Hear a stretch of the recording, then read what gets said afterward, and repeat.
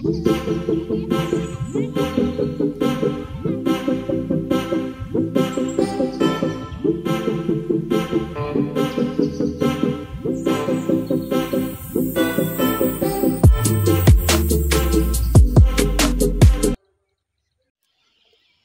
Friends, কেমন আছেন সবাই? আশা করছি সকলেই ভালো আছেন, সুস্থ আছেন। থাম্বনেল দেখেই বুঝতে পারছেন বন্ধুরা, এটা আমার ফার্স্ট ব্লগ ভিডিও আপনাদের সাথে শেয়ার করছি।